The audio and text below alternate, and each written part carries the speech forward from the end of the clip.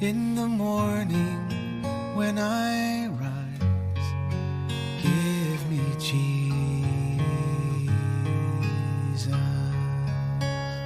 Hello again. Today we're in Genesis chapters 38 through 40.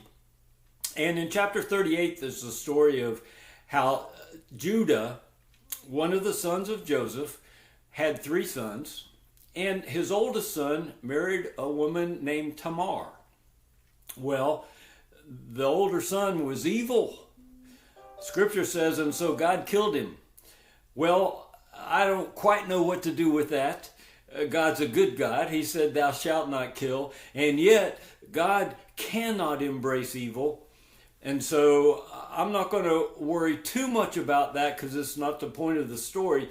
But I understand when people struggle that when God does things like that. I'm going to trust God, who is love, but who is just. And so I see some justice coming out at this point. You know, the justice that we deserve was poured out on Jesus. So don't miss that. We have a different deal than did Judah's older son. Well, Judah promised then that Tamar would marry the second older son, and she did, but he knew that they wouldn't be his children, they would be his older dead brother's children, and so he didn't consummate the engagement. So Judah said, hang in there till my youngest son becomes old enough to be married, and then you can marry him, and then you'll have children by him. This was important because the woman didn't have much value, and so the value was in her children. If she didn't have any children, then she was basically left out in the cold.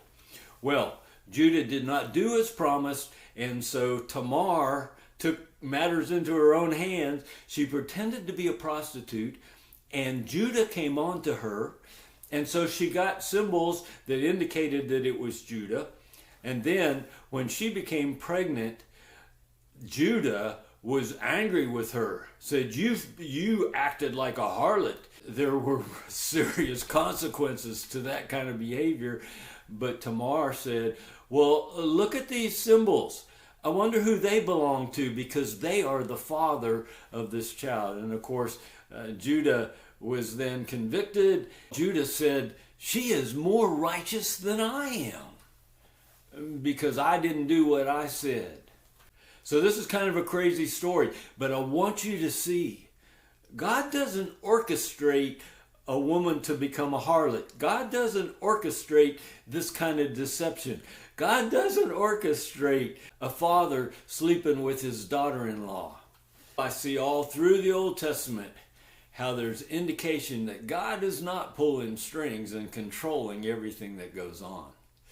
Well, then we see how Joseph was really successful as the servant to Potiphar. And so everything he touched prospered because he was following God. And so God blessed his efforts. And so as he worked for Potiphar, Potiphar's wealth increased and the blessing passed through Joseph for the sake of Potiphar. So Potiphar's wife noticed Joseph and decided she wanted to have relations with him. Well, he wouldn't do it because he was walking with God. And so he's not going to do something against Potiphar. He's going to walk in righteousness.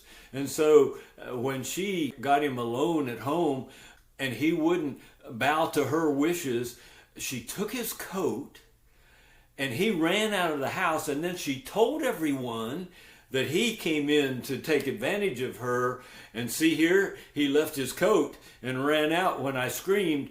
Well, that wasn't the truth, but when Potiphar came home, she told that story to Potiphar, and so he was very angry and put Joseph in prison. So Joseph has been in prison for a long time, but everything in prison prospers. Because even in prison, regardless of the circumstances, Joseph is walking with God. Well, there were 2 servants of the Pharaoh who displeased the Pharaoh. So he put them in prison, and it happened to be the same prison where Joseph was. And one day, both of these folks had dreams. Joseph interpreted those dreams, and one of them was very positive, and was that the cupbearer, the one who served wine to the Pharaoh, would be restored. And so Joseph said, would you please tell the Pharaoh when he restores you that I don't deserve to be in prison, and that I interpreted this dream for you accurately, and that I am walking with God. Please tell the Pharaoh to get me out of this place. Well, the cupbearer was restored, but he forgot to tell Pharaoh about Joseph. Oh, join us tomorrow as this saga of Joseph continues. Tomorrow we'll be in Genesis chapters 41 and 42. I look forward to that. God bless you in your day with the Lord Give today. me Jesus. Give me Jesus. You can have all this world, but give me Jesus.